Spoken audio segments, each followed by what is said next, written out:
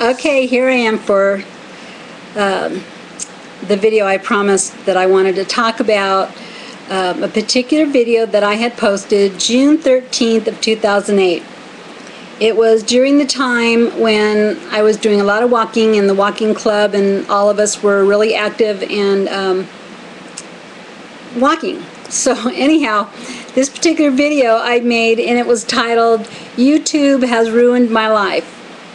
And it was just a little poke at sarcasm, having a little bit of fun on how, because of YouTube, I'm now exercising and losing weight, and all that kind of stuff.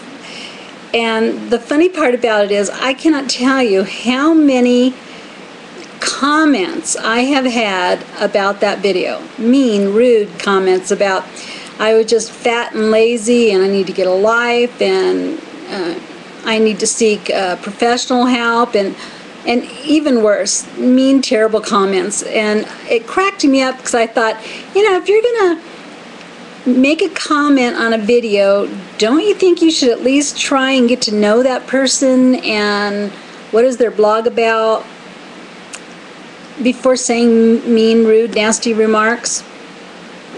They don't bother me at all. I usually just block and delete them if they're really bad. Sometimes I'll leave them up if it's not too bad of a comment. And I've even gone and commented on some of those comments. I know Julie, Be The Best Me, just made a video not too long ago about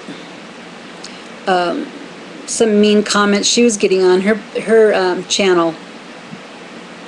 Just block and delete, Julie, block and delete. It's funny, but I just want to mention that to you guys because that little video has caused so many comments. Okay, another thing I wanted to talk about today is last week AJ had made a comment on Facebook about when he was between 12 and 14.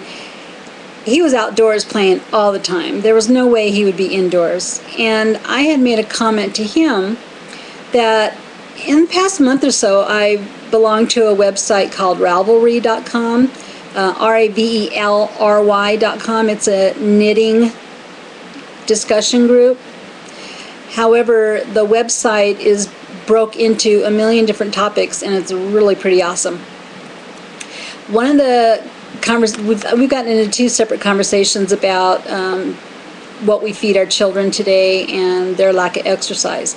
And of course I jumped in and added my 2 cents in, and I cannot tell you how attacked I was for telling them or adding to the conversation that I fully believe children need to be playing outdoors. I used the example of when my grandchildren were living with me and they had no idea what to do outdoors. I think I made a couple of videos a year or so ago just on that subject. And I had my the twins here, they're 11 years old boys, for about a week and a half last month, beginning of this month. And we live real close to a little mountain. It's the perfect size mountain that you could go exploring if you're a kid. And we're talking half a block, there's the mountain. And my husband one day told them to both get up there and walk on that mountain and come back, go up there and walk back down. And they had a fit. Well, make a long story short, they ended up loving it. They could not wait to get back home. They ran back home and said, "We need a backpack. Grandpa, can you fix us up a walking stick? We want to collect rocks up there. Is it okay to bring stuff back?" And I mean, they were so excited. Children today don't play outside. They've got everything at their disposal inside. Why would they need to go outside and explore? They've got computers and TVs, video games. The list just goes on, and I think it's really sad. If you've been following that Jamie Oliver's Food Revolution, he, one of the episodes was he was inside of a first grade class. These were 6-year-olds, and he held up different fruits and vegetables, and these kids did not know what they were. And I'm not talking some exotic fruits like mango or agave or any of that kind of stuff. We're talking simple potato, tomatoes. They didn't know what it was. how sad is that? I was so upset watching that video because I know that my grandchildren are on that exact same road. The episode that he showed how chicken nuggets were made, I turned on that episode and had my boys watch them. One of the twins said, "Ew, I am never eating another chicken nugget again." And then the other one said, "But I like the way they taste." Just like the kids in that video. They didn't care what it was made out of, how gross it was. All they know is it tasted good, and that was all there was to it. It was sad. And I made these comments on that forum, and I had so many people attacking me, I cannot tell you.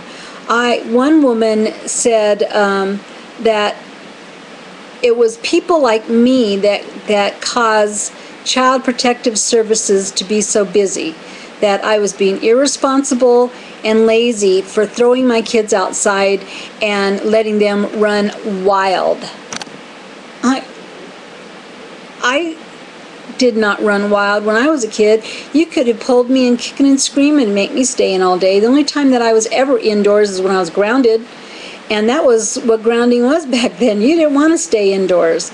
So, you know, wake up. What does it need to take to wake up and realize that we're killing our children? And if you don't want them outdoors unsupervised and running wild, then go out with them. Even when I was feeling my worst, I would sit outside and have the kids run races back and forth between each other. And that was recovering from surgery, and I sat outside and watched them. It's an hour a day is all kids need to do, is get out there and play and get their heart rate up to stay healthy. I can't even imagine that that's a problem. But it is, and I just wanted to comment on that. So that was the second video I did yesterday, and now I'm going to get it uploaded, and then I'm going to work on my bread video, because my bread video, I can't just turn on the webcam and start chit-chatting. I've got it in pieces, and I don't know what I'm going to do about this uploading with this internet service provider I have. It's pretty depressing. But anyhow, you guys have a great day. Today is Wednesday, I believe. Wednesday. Oh my God, I cannot even believe it's July 21st. Can't believe it. So, have a great Wednesday, and hopefully I'll get that bread video up. Quick video up. Bye.